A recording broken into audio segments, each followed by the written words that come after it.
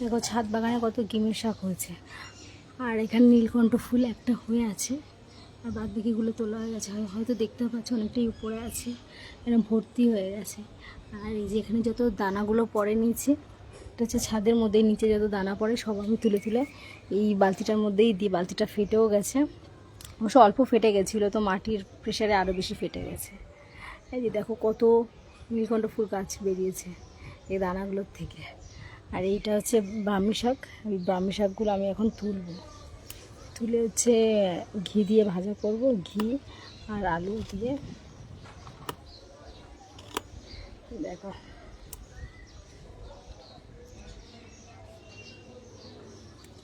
আগে একদিন পকোড়া মতন করেছিলাম,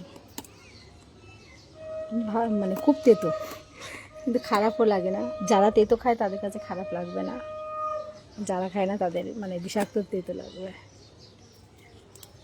এই শাকগুলো তুলে ভাজা করবো, ওই জন্য টাটকা টাটকা তুলছি।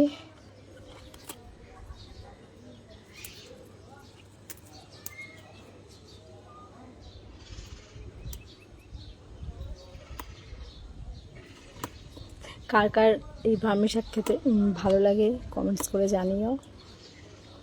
ব্রেনের জন্য খুবই ভালো এই ব্রাহ্মী শাক।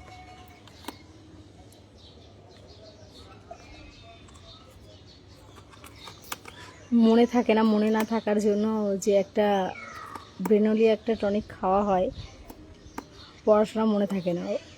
ওই টনিকটা অ্যাকচুয়ালি ব্রাহ্মী শাক দিয়েই তৈরি, প্লাস আরও অনেক কিছুই দেয়, মেন ব্রাহ্মী শাক।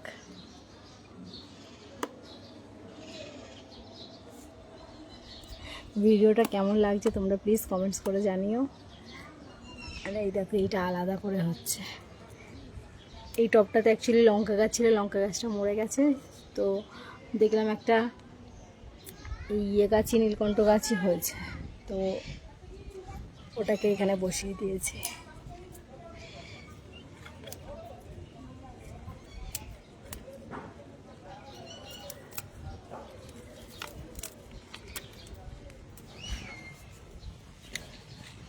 বেশ অনেকটা হয়েছে।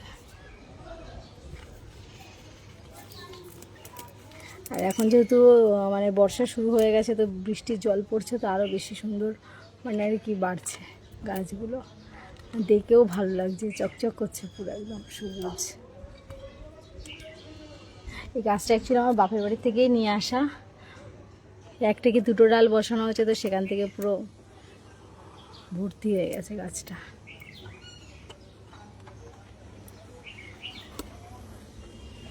দেখো যে বাগান। ঠিক আছে বন্ধুরা, টাটা, সবাই ভালো থেকো, সুস্থ থেকো। ভিডিওটা এখানে এন্ড করছি। ভিডিওটা কেমন হলো কমেন্টস করে জানিও। টাটা।